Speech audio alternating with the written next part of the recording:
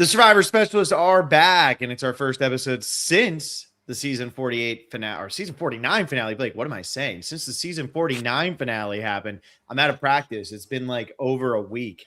And Blake and I are here, and we are giving you our best of Survivor 2025. We are going to be breaking down a couple of moments like we did last year. We talked about this season, year 2024 seasons 47 and 46 for the first time we did this. Those were two great seasons. People don't necessarily feel that way right now, Blake.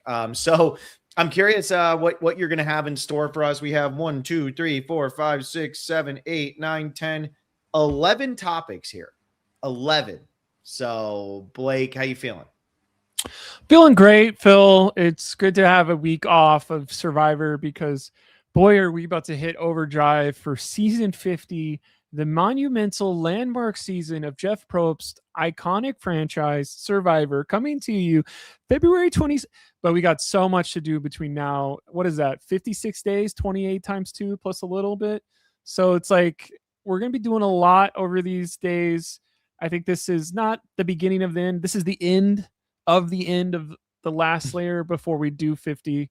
So I'm ready to say goodbye to, I think 2025 is a really bad year for a lot of people, but Survivor was a highlight at least 5 or 6 nights of 2025.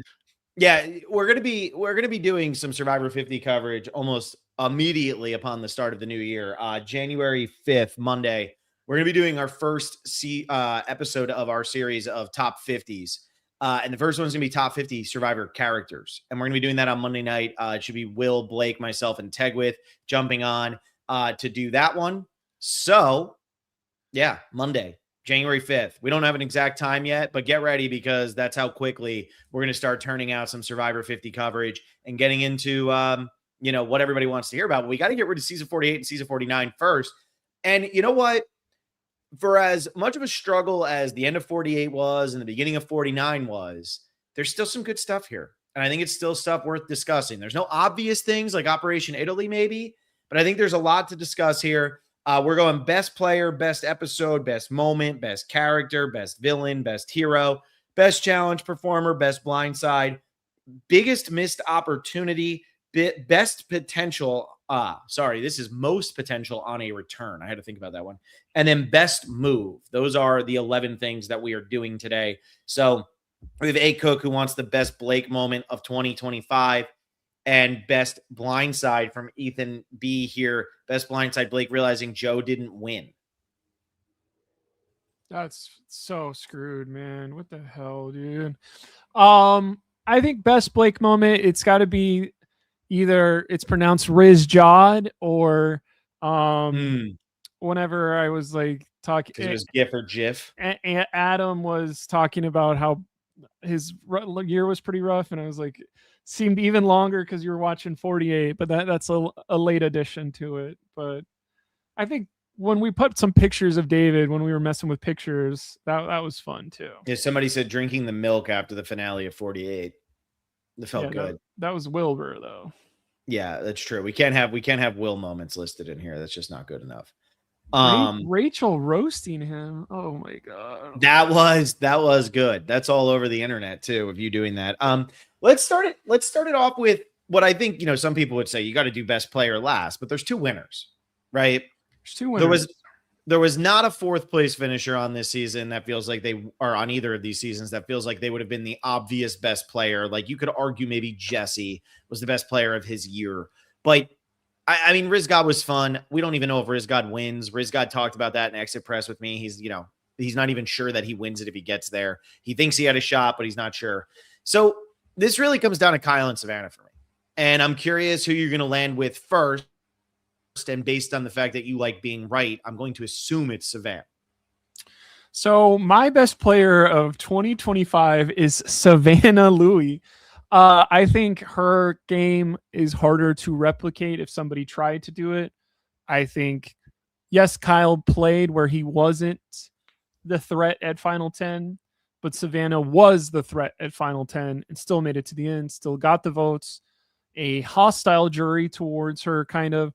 I think she's somebody that whenever somebody for the next 10 years goes, player you most remind yourself of, and they go Savannah Louie, I'm going to go, wow, that's someone to watch because they think highly of themselves. I think as soon as we realized she was practicing to be on the island 5 months before she went out there because she did high stress stuff. It's like she's putting herself in mental things that most people aren't. Whenever we're saying the thought process of when people get on the show, that's winning for them, is getting on the show. Nope, that's not Savannah's mindset. She was motivated to win. I know that seems like everybody is. It's like not really anymore. And she was not only, I think the execution of her game was there forever, and it was interesting to watch. And it's something I don't think I could win 4 immunities and balance my strategy focused ally that could potentially beat me in the finale, beating him in fire to close that door. I think is very impressive. Yeah, I'm going with Kyle. I knew you would probably go with Savannah, but I truly believe Kyle. I said this a lot after season 48.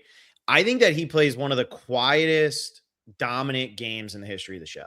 I think he just dominates his season, and that's why his season becomes pretty boring. I mean, we see this all the time, right? Kim Spradlin, horrible season. Boring season, yeah. Yeah, like that stuff happens a lot, especially with better winners. And I think that Kyle absolutely killed it. I think he plays a phenomenal game. I think he dominates it from start to finish.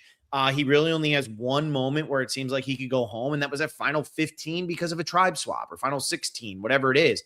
He does everything he's supposed to. Everybody feels closest with Kyle. He gets to the end. He gets the win. He makes the move on Shaheen when he needs to. I think he plays a very dominant game. I know some people would say, yeah, but, we have Savannah who had to overcome more, whatever. Kyle put himself in a position where he didn't have to overcome everything. There is an insane amount of strength to that style of play. So I'm going to go ahead and say it's Kyle.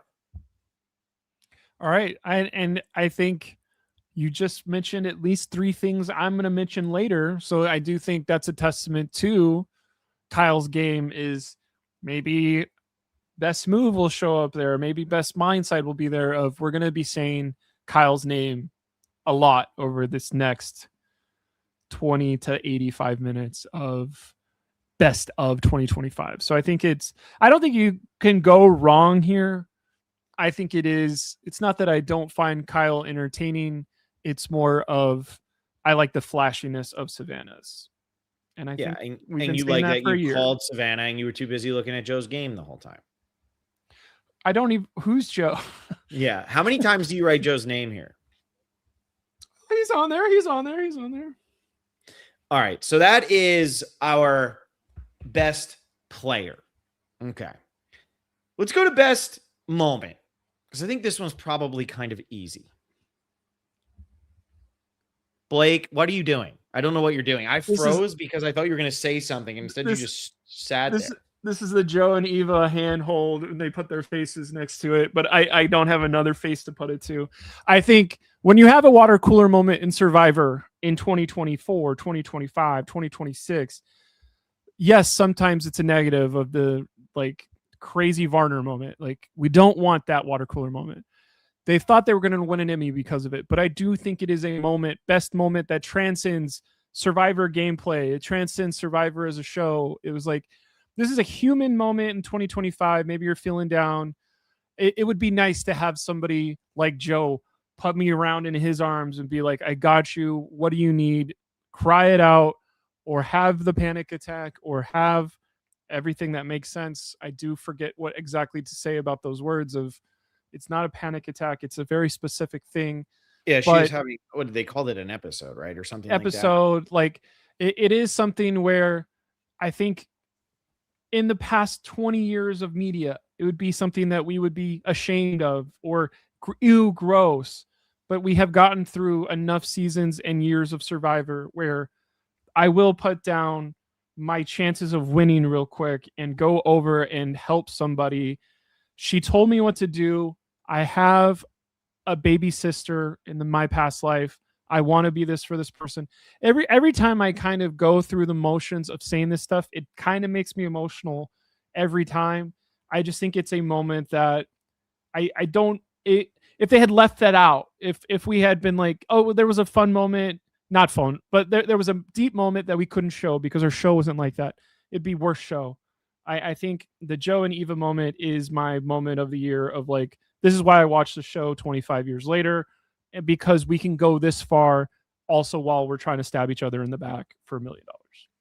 Yeah, I just don't know how you can really pick anything other than this. Like, because especially we got Blindside, we have Move, we have Episode. This is such a moment. This is different than everything else that we're talking about on this podcast. I mean, I also went with the Joe and Eva moment. Look, even if I don't sit here and say this is like the greatest thing I've ever seen in the history of the show for Survivor, I mean, this is a great moment. This is huge. I mean, this put them back on the map. Like you said, they were going to win their Emmy for it. They didn't, but it still was a great moment. It showed that they can still find these just like human elements out there. Like some of that has been missing where you start to feel like gamebot. And then Joe and Eva have this moment. And then it goes through to the entire game. They sit at the end together and they end up losing to Kyle. And I just think that like it was one of these moments where it's so great and it's great to see the two of them. And yet it doesn't make it so that one of them is automatically going to win because that's just like how Survivor has changed over time. So yeah, I mean, for me, I'm going to go ahead and say that is the best moment as well. So that was an easy one. That's why we got that out of the way early. You know, there's no drama there. All right, let's go to best hero, biggest hero. Who do you have as your biggest hero? I have Sophie B. Bellardi of, I think she is somebody that survived a disaster tribe. One of her BFFs of all time was taken out by a snake. It looked like she was toast. She had nowhere to go at final 14. There's no way she makes it to the end. It would literally be impossible. I think she never was negative. Maybe they didn't put it in the edit, but she was happy-go-lucky, optimistic, plucky, getting through stuff, the right amount of people coming up to her, and I have to play well. I think every time in a confessional, she was always seen as the, not main character, but like she wasn't talking mess about people. There was nobody that was like, Sophie has mean girl energy too. And I think I just really enjoyed every moment that Sophie was on TV and telling us about like what she's trying to do. I also think her moments of like flavor of like, I'm from Miami, my grandma, those sometimes can fall flat, but hers I felt were not earned, but more like, oh, I like that. That does make sense to me. I haven't cheated on my hairdresser, or I think there was something there that was funny. What am I looking for in heroes? I'm looking for someone who, no matter what was thrown at them, they made it through. And then I think she got against somebody who's like legitimately a buzzsaw in Final Tribal and takes 2 votes off of her. Like that is, yes, the hero quote unquote loses in the end, but it's basically like Usain Bolt was running with me and I was still in the picture frame whenever he put his hands up going past the. Well, that's because they did a straight shot down, you know, as he's sprinting forward. I just feel like when I'm going best hero, you got to think to yourself, if they were to do a heroes versus villains season, who's the number 1 pick for hero? Or who's the number 2 pick for hero? And I don't want to be boring, but like the snake, it's the 98.6% chance of winning guy. It's Joe. Like, I'm sorry. Like, I wanted to put Jake for this because Jake did have that heroic moment talking about his family, obviously goes out the way he did, but it has to be Joe. Like, if you're saying who's the biggest hero for the year of Survivor, the moment we just discussed was because of Joe. And it might be boring and it might just be like, oh, well, that's just, you know, that's the easy answer. That's the easy answer. Like that to me is just the obvious no-brainer, no questions asked. Joe is the biggest hero from this year of Survivor. He might be the biggest hero of the new era. He might be one of the biggest heroes in the history of the show. So look, if Rupert's staring you down and you're saying who's the biggest hero of the season, and you're not going to pick the guy who stole the shoes, I mean, you know, still, I can't get over the fact that he was a hero just for that. But anyway, you just have to go with Joe here. I don't think there's any other answer. And I'm sorry if I have Joe as like 2 or 3 answers here. Other people should have done something then. I'm spreading the love, and I get what you're saying. I got burned by Joe though. Did you? Joe was Or my did you get biggest. burned by yourself? Joe was my biggest villain during the final tribal council of that. I do think it's interesting that we're doing final tribal council losers, each of us, because Kyle's a good hero. Is Savannah a hero? Not really. I don't know. But Savannah's not a hero. Get out of here. it Not is really. it is interesting that our heroes have made it to the end but don't get the votes. Like, I think that's something where Colby didn't get the votes. storytelling wise, or what's going on in modern Survivor, are you following a trend? Would you rather be the hero, or would you rather be a millionaire? Mm-hmm. I mean, even if you go further back, I mean, Amanda lost to Parv. Parv's a villain. Courtney's a villain, and she lost to Courtney. Todd would have been a villain. Sure. I mean, heroes don't always win. Villains tend to win a little bit more. So anyway, all right, let's go to best episode. This one for me was hard because there was no Operation Italy. Cool. You want me to go first, or you want to go first this time? I'll go first this time. I didn't know if you know, I know you like going first sometimes, you know. I've just gone first 3 times, so I was between 2. Cool. And I think I got to go with, if you're loyal to all, you're loyal to none, which is the Jawan boot. Cool. I think that's the one I have to go with. I was between that and I was between the Nate boot. Well, shut up, because that's mine. Go. Okay. Okay, good. Okay, good. So if you're loyal to all, you're loyal to none. I think what I loved about this episode was that it truly felt like anything could happen. And I know that most people were sitting here going, well, it's either going to be Savannah or it's going to be Rizzo. It's pretty like they're not going to go because we already know that they're going to be on 50, whatever. You know, I know that that impacted people's viewing experience of this season. But at this point, I felt like things had started to shift where I was saying to myself, you know what, maybe they've already earned their spot. Maybe they could stay. And then what I liked even more about this episode was you didn't know if, like, you felt like Jawan could still pull some numbers.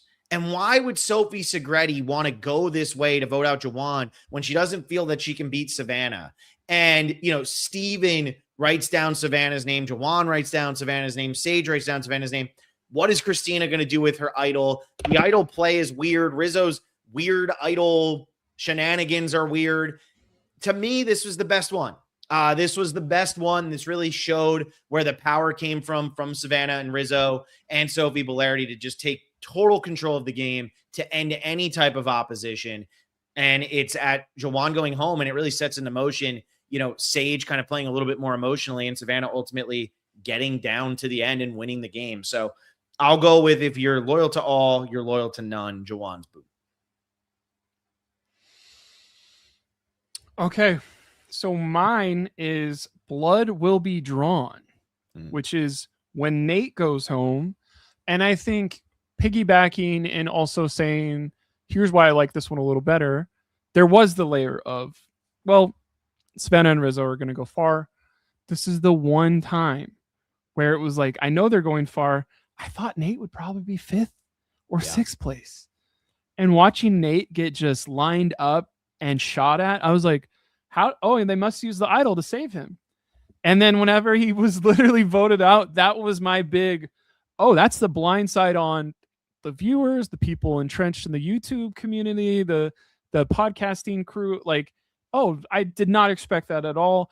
I think that's the episode that I did the recap for afterwards, where it was like, I was legitimately being like, no, Nate's going to survive. I should have done, like, who was the person who was going home? Oh, Steven. Like, I was like, oh, it sucks that we're going to lose Steven here, because I thought he was a main person for the other side. And then it was like, we're not losing Steven. They are going to go to this. And it is like, I was like, why are they doing Nate instead of those 3? And it was like, I think in a good encapsulation of everybody's game, of there's some gamers here, but they're not cutthroat, or they would have gotten rid of Savannah. Yeah. I think that was a fun, like, interesting thing. Like, Savannah didn't win immunity, so there was a window of like, take the shot at her. I think that's a lesson to learn for forever if you go on Survivor. But then it was like, Nate's going. I think he could be a candidate for some of these. Like, is he going to be good if he comes back a second time, or no, that's clearly his one and done and he loved the experience or whatever. But everything that happened with that episode blew my mind because I didn't expect it. And that's one of the few times that happened this season.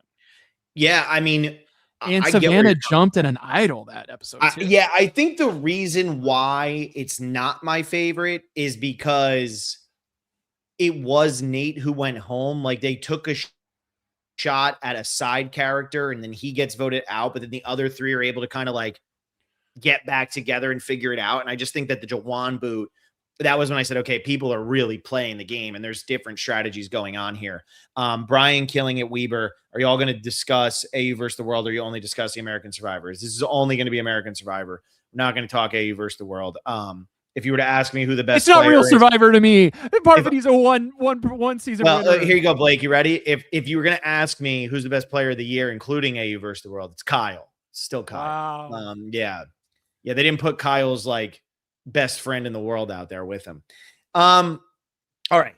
So that is your best episode. So let's go to best character. So this is best episode, by the way. We're going to be doing episodes, 50 episodes we're going to be discussing. I don't know if it's going to be a ranking or a draft. We're going to be doing something. It'll be on January 7th. So we have January 5th, top 50 characters. January 7th, we're going to be doing top 50 episodes. So January, the first week of January, the first full week of January is going to be crazy busy because then January 8th is the Traders. And we're going to be recapping 3 episodes on January 8th because God forbid they just put out 1 episode at a time. So let's do characters. This one, I actually feel like on a season like 48 that wasn't loved, and then 49, which felt like it was dominated by Savannah and Rizzo because we knew that they were coming back. I actually feel like there were quite a few options for this one. And I want you to go first because I don't want to say the same one as you. Okay. I have a twofer. Oh, that means you couldn't pick either. I'm going to fall into the hole and then dig myself out of it the same way. Never. I actually am going to choose Rizgod of, whoa. I think somebody coming in with RIZ, God, like, yes, that's kind of hokey, but it is kind of, is this what we're about to see of the Gen Z generation? Of not everybody's going to be like Rizgod, but this could be more like, and this was I don't want to say the word palatable, but it's like, he's rootable. He, at the end of the game, would cry at the drop of a dime or whatever, drop of a hat, whatever that idiom is, where you're like, damn, you are very emotional. That's not something that we see from young men normally. We see him not really be good at challenges where he's literally the opposite of a clutch performer. And it's kind of how funny yin yang he is with Savannah in that way of like, I will do some crazy stuff 10 weeks in a row with an idol, but I can't even think about putting this puzzle together correctly. Mm-hmm. I think it was interesting to be in the background of his edit, trying to be like, he is threatening, but is he? And then being like, what's reality on the show? All of that is like, and he has a funny, is it an accent or is it kind of just dialect from his part of the country where you're like, oh, we don't really have a bunch of accents like this, but I know Rizzo talks differently than a lot of other people. Like that's a good character trait where I like Rizzo a lot like this of, I'm not going to, like people were like, how is somebody from 49 getting over Andy? And I have seen a lot of people going, well, if it was anybody, it does make sense that it's Rizzo, and I'm excited to watch Rizzo. My other person, 48, Say. And Say, I think, is very interesting of, this is somebody that is a wrecking ball on the show. She's a wrecking ball in real life. And I think some people maybe thought that she's playing it up or she's going too over the top for the show. And now we know through Twitter, now we know through some podcasting, this is her personality all the time. She does not know a speed besides 100 miles per hour. Whether it is your cup of tea or not, that's up to be desired or said or whatever.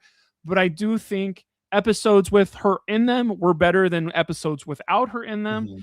The whole Green Tribe pre-merge, that tribe does not be anywhere chaotic without Say. Mm-hmm. If it's 5 other people, and if it's the 5 that were and an alternate for Say, that tribe is probably boring.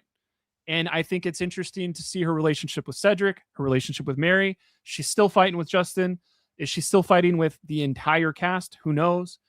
I think, yes, she burned out Bright. Do I think she was a strong player? No. Do I think she should have gotten 3rd place? No. Did I kind of believe she was going to make it deep because we're going to drag her to the end because she's so beatable.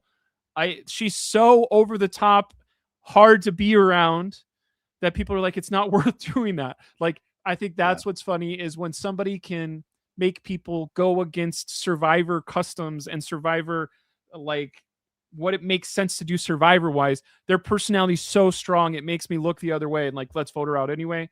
I think Say is somebody that you can't ignore for this because it would be a disservice, even though that energy is maybe not your favorite in a character. It is a flavor that is undeniable.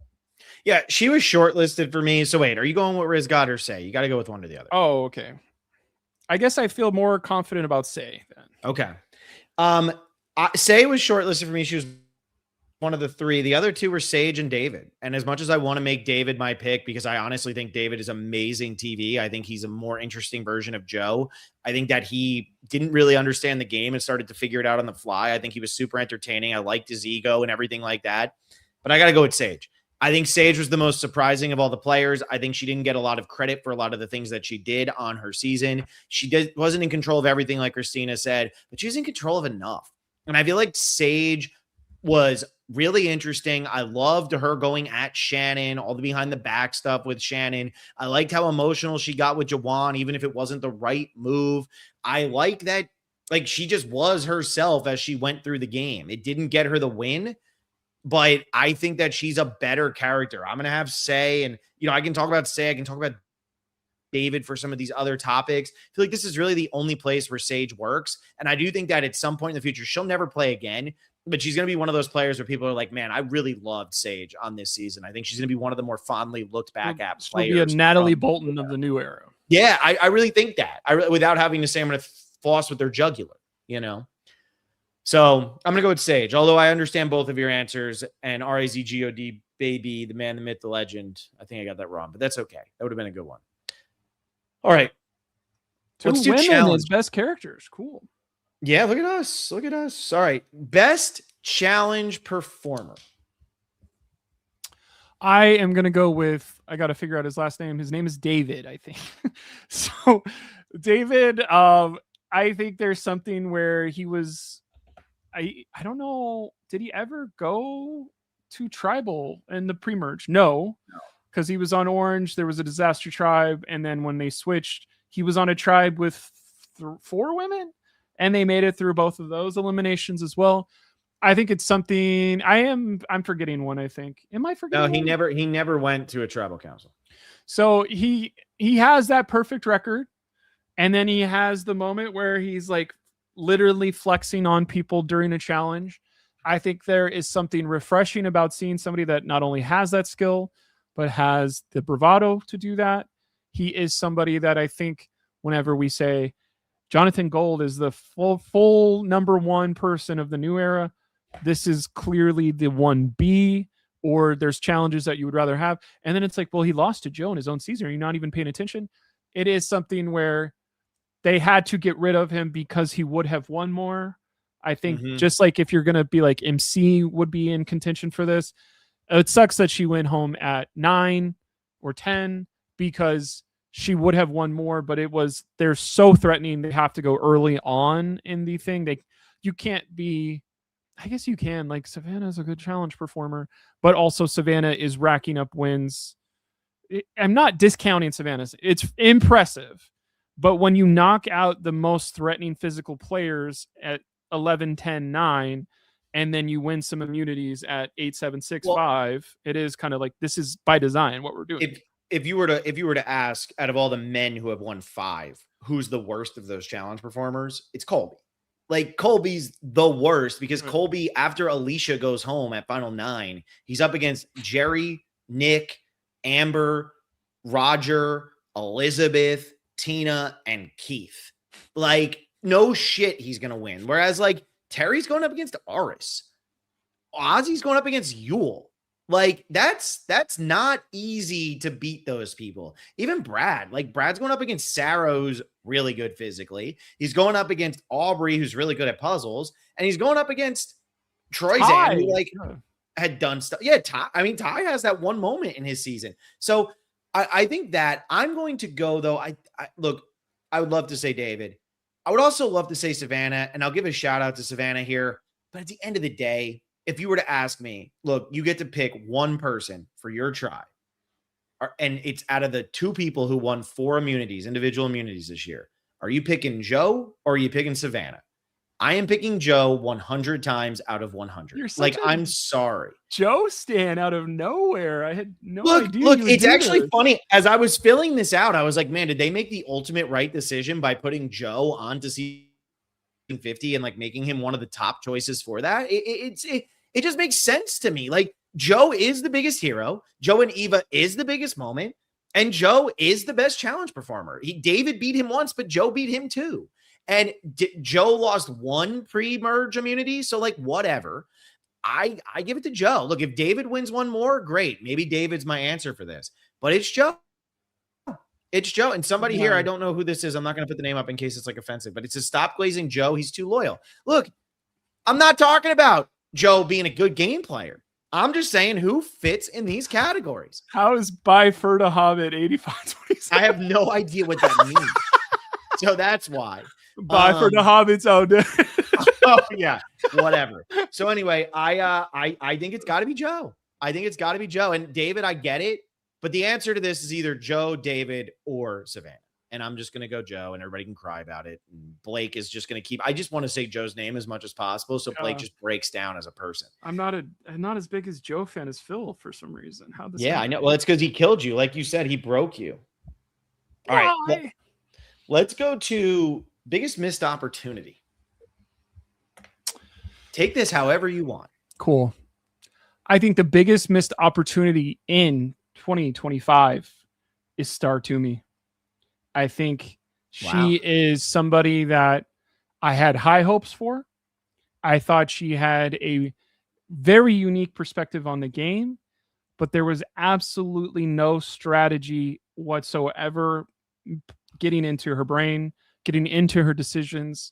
I do think there was an opportunity to be more cutthroat. There was the opportunity to take the idol from Eva. I forget how we say people's names. Eva. And it is kind of like, Star, if you are more cutthroat, if you are more game versed, and honestly, listening to the tweets or reading the tweets afterwards, it's like you just want something from somebody that it doesn't exist. And I do think what could have made 48 a little bit better, and that is a few people playing more selfishly, a few people playing more for the win. And I think Star was one of those people where it's like, if we could build a counter alliance with Star and not have her, I don't really want to do that. And it was, there's some cool character moments. My enemies are plotting. You know that's happening, but we're not doing anything to really avoid. It's my turn. Hey, what can you do? And there was you can do a lot, Star. Like, I don't know if there was one more season of the show they needed to watch, or if it's just you want something from something that doesn't exist, Blake. But it feels like if Star is more strategic, I think 48 is better, and there's a couple more votes and a little more intrigue of that season. Well, and also because of the way that Survivor is edited now, they're putting a lot of effort into people who are strategic players, not so much people who are character driven. And so Star, somebody like Say, you can't overshadow because Say is just such a big personality. But somebody like Star, when the game is moving around them, they'll find a way to, disregard Star. And that happened to Mary too. Star and Mary both got just totally overshadowed on that season. Look, to me, it's so much of season 49. I like your interpretation there. This isn't where I'm going to go. Not voting out Sophie or Rizzo, or I'm sorry, Savannah or Rizzo at any point to flush Rizzo's idol or do anything is crazy. The final 8, especially, or final 7, whatever it is, when Sophie Segretti goes home instead. But I have to go with the knowledge is power. I mean, Sophie Bellardi is a millionaire if she plays that correctly. Sophie Bellardi wins Survivor hands down if she plays that correctly. If she steals Riz God's idol at final 5 or 6, whatever, it's final 6, right? Yeah. If she steals Riz God's idol at final 6, she wins the game. It's over. She's in final 5 with an idol. She plays it. She's at final 4, needing to make fire or just get there. She has like that move would blow people's minds. Instead, she went for Steven. She tried to take the easy route. She blew it. If she takes Rizzo's idol, she wins the game. It's the biggest missed opportunity. And like, I don't want to like harp on it, but it's such a big blunder, especially when you look at winner chances because of this moment. When I'm looking at biggest missed opportunity, I'm looking at it as what are your winner chances if you take this opportunity? What are your winner chances if you don't take this opportunity? And something like them not voting out Savannah. Nobody's win percentage goes up to 100% because of that. No, not voting out Rizzo at final 10. Nobody's win percentage goes up to 100%. Sophie Bolarity's probably goes up to like 95% if she does this correctly at final 6. Because she survives 6, she survives 5. She's at final 4 knowing that if she gets to the end, she's going to win. So it's the biggest missed opportunity to me. Yes. And I do think she's so heroic that she didn't do that. Yeah, you have her as the hero. I like this from Daryl Seymour. If Soph took Rizgod's idol, I would have stood up like David and cheered. I think it was interesting too. In our recaps, you can see the moment where we all get the idea of, wait, is Sophie going to steal the idol? And it is such a holy crap light bulb moment. It almost sucks more that she did talk about it, thought about it, didn't ultimately do it. And the thought process, well, she doesn't know that Rizzo's idol doesn't actually expire. And then it's like, well, actually, that was her idea. And you're like, damn, then she really had all the information. But we see her say out loud, like, I'm not as cutthroat to win this game, probably. Yeah. Whenever they're all opening letters of, I really like this family I've built on this island. Do I have the ability to take them out? And ultimately, kind of, but not really. Yeah. No, I get that. I get where you're coming from with that. I just think that, you know, you're blinded by her being a hero. To me, it's like, yeah, Sophie Bolarity, though, she could have been one of the nicest winners in the history of the show. She just had to make that move. Anyway, where would David standing up? Is that biggest blindside? Let's do biggest blindside next. Is David standing up at Tribal Council the biggest blindside of the year?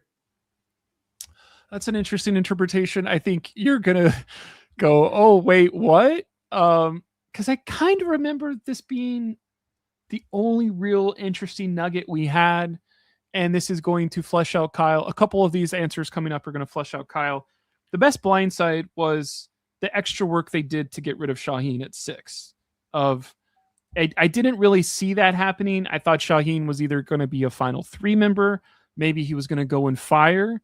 So it was kind of like we're begging for anything to happen from final 8 on that season. And there was the thought process of Kyle and Camilla are probably going to lose. And then it was like, oh no, they put in the extra work. Shaheen is thinking about this idol. He said, it's easy to be next to you, Joe. And that was some gameplay where when we're starved from gameplay, that is really good. I didn't expect Shaheen to go at that point. I'm just cycling through my thought process now, but I'm like, I don't think this is a big blindside heavy thing if I already haven't used it for best move. And there's going to be well, we haven't done best move yet. Best move is something different. So like I'm spreading the love instead of just saying the same thing 11 times. So Shaheen, it doesn't hurt that I had been rooting against him for a couple episodes, and I did get some like, he got eliminated in not an embarrassing fashion, but a, hey, you guys got me. You guys are the better player. Kudos to you guys type move. Yeah, and he's totally said that since the season ended too. He's totally given credit and said he wasn't the best player on that season. Anyway, no shots taken, right? So yeah, I get this one. This is a good one. We needed this. The Shaheen blindside. I'm going to go back, though, to what I just talked. It's Steven's blindside. Like, it's the biggest missed opportunity with the knowledge is power. Steven had no idea that this was coming. This was ruthless.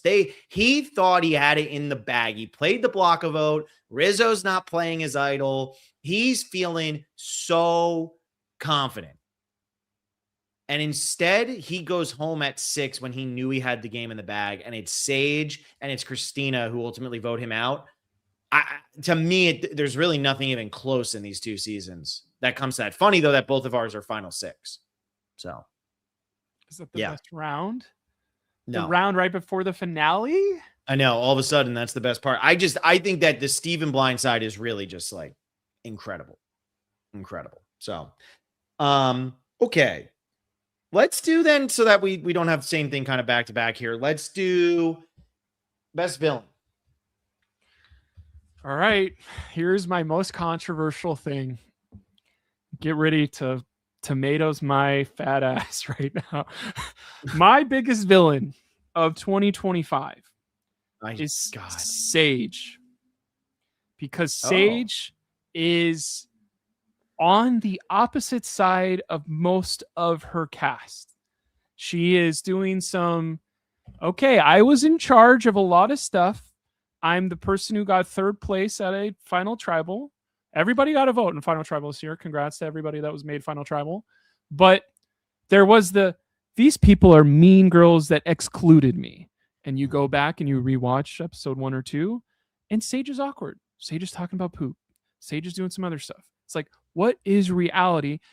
Jawan was the only one who would talk to me. It's like, Jawan is also weird and using people's bags and doing stuff. Like, what is reality? We can go back and watch. Anytime we're hugging, we see the reverse shot of Sage rolling her eyes. Is this heroic? Is this villainous? Like, what is reality here? Because we're going to be writing the story together over these episodes. And Shannon is crazy. I don't want to be around Shannon, but Sage literally goes above and beyond to a level to make sure Shannon goes home that I don't think a lot of people have done in the past. And then we have the thought process of, when it comes to the final tribal, I think Sage kind of got raked through the coals a little bit. And it wasn't a lot of shown, and she does the whole, I'm trying to separate myself from this. This is not a big part of my life. This is just a stop for me in my life on Survivor. So I think there's a little bit of a mystery here of like, what is villainous to you? Like, yes, Savannah was a villain mean girl in people's mindsets, but I'm not trying to be like, I'm smarter because I'm looking a little deeper. I'm trying to be more like, but what was reality here of like, Savannah didn't turn on Rizzo, Sophie, or Nate. Sage voted out legitimately all of the people, and then we're also like, why are you not voting me to win at this? And then didn't have an answer for that. And it is kind of like, what is more villainous to you? And I think just the thought process that not bugs me, not irks me, but it's like, anybody else that would be a villain. Like, I get Sage is quirky or different or from a different state or whatever, but like, hugging someone and rolling your eyes is like a hallmark of Survivor, Incredible. Big Brother, any reality show villainy, where it's like, why would this be any different for Sage? Yeah, for me, I get where you're coming from. I think you're wrong, but I get where you're coming from. I don't look deeper. I go surface level, Blake. Great. I'm not as smart as you. You said I'm not trying to be smarter, but you might be smarter because I'm going as simple as possible. I'm going with Say. Say doesn't want to be labeled a villain, but come on. I mean, Say chasing Mary around that island, like, it's crazy. Yeah, it's crazy. She gets voted out when she gets voted out because people just didn't want to be around her anymore. She is very aggressive. She's abrasive towards so many people on the tribe. I don't think Say could win Survivor. I would absolutely 100% watch Say play Survivor again. I think Say is super entertaining. I know that when we were watching, when season 50 cast was, being leaked or people thought what was coming, Say's name was in there. And I said, no, she doesn't belong on 50 because I don't think she does. I think 50 should be a bigger celebration than putting a pre-merger on. But man, Say comes back for New Era All-Stars or something, I'm watching. I'm ready to go. Like, I think Say is great TV. And people will say, Savannah, I just don't actually think Savannah was all that villainous. Like, Savannah on a different cast might look like a hero. She just has some villainous moments. Like, if you throw her in Philippines, she's the 6th biggest villain on that season. Say is probably up there with Abby Maria. So, yeah. I'm going to go with Say here for biggest villain. And now that has been said, our best character and our best villain were the same, but we swapped them. So, Jeff Probst, we want villains on the show. I just think they're more well-rounded, they're better edited, they're more complex personality, to use a term in Edgic. It's like when somebody can show you, I don't like this person, that's more interesting than, I came here not to rustle feathers, okay? I want to just... And Blood vs. Water starts January 1st, everybody, over on the Patreon. So I think it's interesting that our best character of the year and best villains are the same. Yeah. And look, some people will be, I don't want to be the biggest villain. I don't want to be this. I don't want to be... Villain when it comes to Survivor, if you're being called the best villain, that means you are an enjoyable, likable, we want to watch you on TV, right? We are rooting either for you or for your demise. That's a good thing. So when I'm saying that Say is the biggest villain here, it's not a knock on Say. That's I wish more people were willing to be villains on the show. Savannah wears the badge more proudly than Say, but I think that Say is just the bigger villain. So, all right, so we got 2 left. Let's do the best move of the year. Mine is Parvati takes Luke Toki to... No, we don't do that. Yeah, I literally had to look up on same starting drive as 3. Can I do mine first here then? Yeah, do mine first. Go for it. Because we're gonna have the same one, and I'm gonna go, oh crap. Yeah, maybe Thomas Boot. Yep.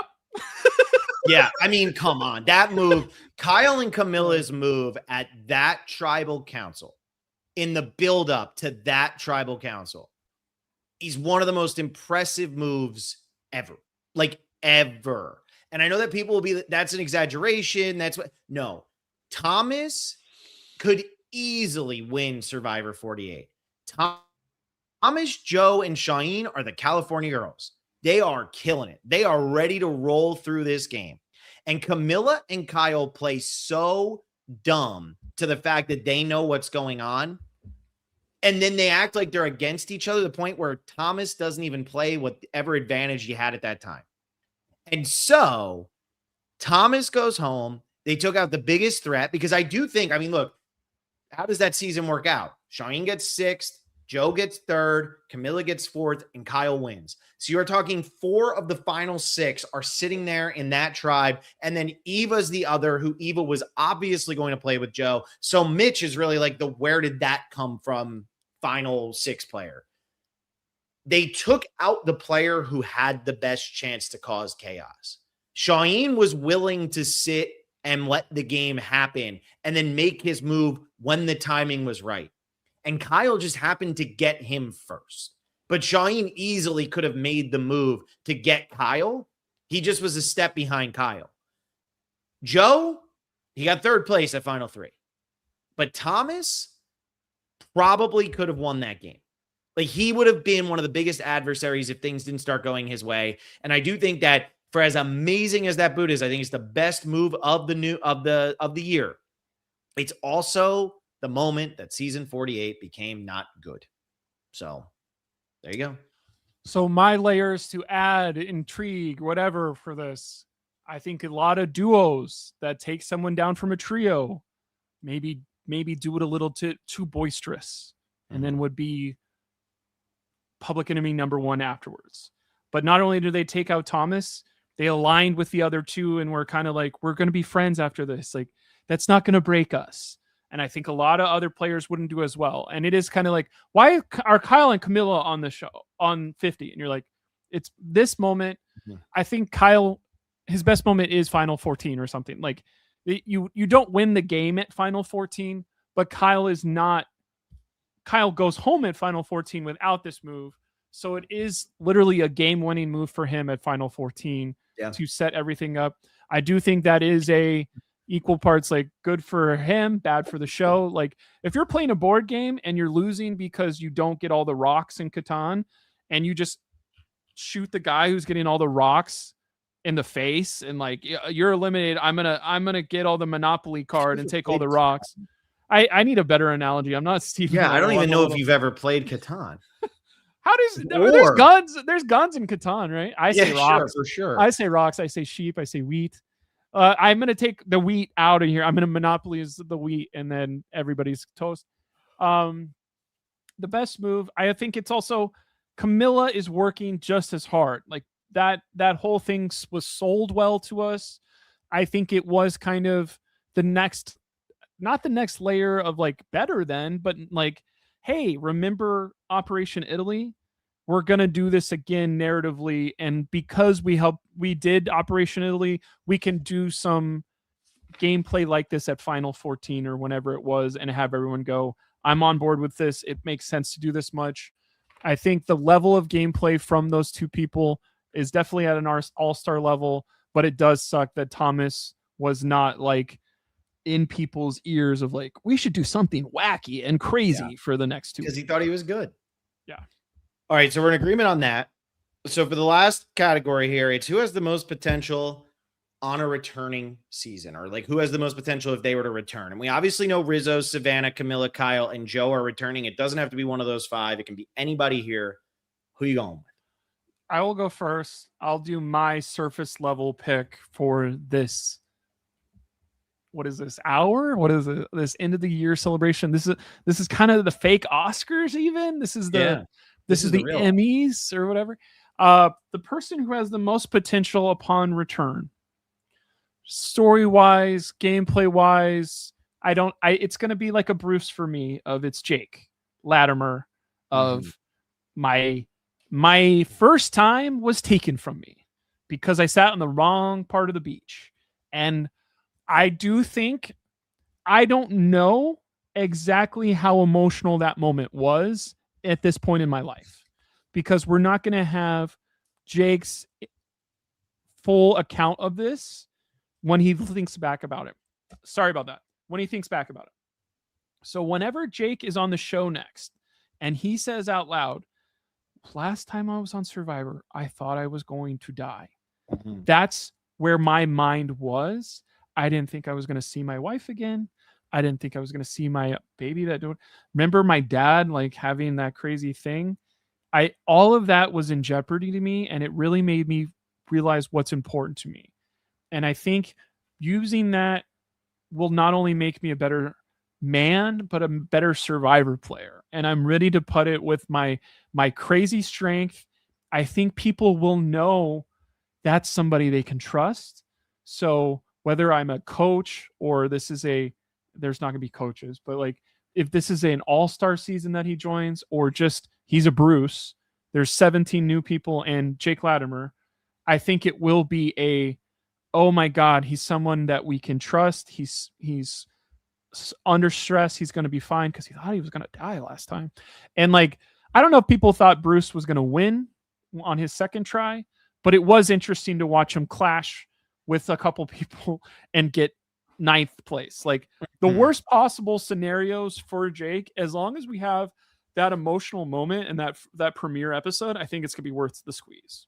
Yeah, I mean, they did it with Scoopin', and I know Scoopin's a bad word now, but like when Scoopin came back for Philippines, it was like, holy shit, this is the guy who fell in the fire. And in that season, he gets 8 confessionals in the first episode, and I think doesn't say a word for the next 3. But they got that confessionals at the beginning. That's what they cared about. They don't care that he loses to Denise at the end. They didn't need the full story. They just needed the story. Yeah. So and like, I'm not trying to be like, I'm a better orator than Jake. Like, he's not going to say like this, but like sometimes when you're excited for that moment, and if Jake goes, Survivor was kind of fun last time. Some people thought I was going to die. I never thought that. You're like, Jake, we're going to do it again. With his big, thick, Edmonton accent. We need you to not win us an Emmy here, but like literally go deep into your brain one last time for the cameras. What was that moment like when Jeff is literally sitting next to you trying to win an Emmy? Like, what was going on in your brain? So look, Jake's a great answer. Thank you. I'm going through here. I have 3, 4, 5, 6. So out of the 11 things, I'm officially making it 7 from season 48, even though season 49 is infinitely better than season 48. Look, man, I'm a one-track mind here. I got Joe 3 times. Booting Thomas was the best move, and Thomas has the most potential on a return, man. Thomas was built for Survivor. Thomas has a great personality. Marry him then, dude. He's he's insanely likable, right? Everybody loved Thomas. He went because of the tribe swap, and he just ended up getting the wrong buff. That's all it was, right? I feel like Thomas playing again would be so amazing. And he brings the type of villainous energy that we want on the show. Like, we just rewatched Blood versus Water for Patreon. And again, first episode drops on January 1st, start the new year. Thomas and Tyson have very similar, like, funny, but then I'm going to be really kind of like a little nasty in my confessionals, and I'll come back and everybody's going to like me, and then I'm going to be a little nasty. We only got 4 episodes of Thomas. That guy was gold. I mean, we got 4 episodes of Thomas, and I would say he's probably a top 5 character on that season. I think Thomas has so much potential. And I think the other thing is, when I'm looking at potential, I'm looking at who could win, who could be a star of that season. Sophie Bellardi, I don't know, right? Camilla, she's going to be on 50. Courtney Yates has the thing of, like, I feel like I'm a whatever, all wrapped in like meat, playing with a bunch of dogs. Like, that's what it feels like for Camilla potentially. Kyle, he's already won. Joe, I think Joe could win his season, which a lot of people have said is crazy. So maybe I should be using him, but I feel like Joe's also like, it was pretty obvious fan out of nowhere. I wish I could have used David for this. I just think Thomas has the best chance to be a star, to be a winner. Like, I'm talking Thomas could be like Kelly Wentworth levels of who we forgot about that person from the first season. They play a second time and it's like, holy shit, this is amazing. So that's what I got. Dumb question for you after hearing all that. Does Thomas Crottinger play again? Yes. Okay. I think this is my prediction. There's a purple gay guy from a beloved 3 Tribe season that has been trying to get on Survivor for 10 years from the best season of all time. And that didn't, like, 48 is not one people are going to be like, we need people from 48 to come back. Yeah. Well, don't tell Survivor that. They put 3 and they love it, dude. They don't care. Remember, there's 0 people from Kagi on, and there are 3 from 48 on season 50. Bring back Bryce. Bring back Bryce. Here's my thing. I think that we are in a situation where 50 will launch Survivor into doing a lot of returning player seasons. We already know Jake's going to get a call, right? It's going to happen. Maybe they do a tribe of pre-merge players. Why not? There's your 3 men: Thomas, Jake, and Bryce. Great. Wow, look at us. If Thomas is in the background of the Boomerang Billie Eilish idol picture, they'll put him on a future season. Wow, look at you. That's true. He could be. All right, we're done. Everybody, let us know what your answers were for each of these topics. Leave us some comments. Let us know. And again, on January 5th, next Monday, we will be doing our first 50 pre-season, off-season content. We're going to be doing a whole series of these topics. And the first one we're doing is the 50 best characters in Survivor history. That'll be on January 5th. On January 7th, we'll be doing the 50 best episodes in Survivor history. And then on January 8th, we'll be doing our Traders premiere recap. Blake is already shaking his head, rolling his eyes. He's got a whole world of busyness ahead of him. That must be what it is. So thank you all so much for listening. Like this video, subscribe to the channel, patreon.com/thespecialist. We are into Survivor Blood versus Water over on the Patreon. If you become a top tier patron, you can listen to that. Otherwise, thank you all so much for listening. We'll see you next time. See ya.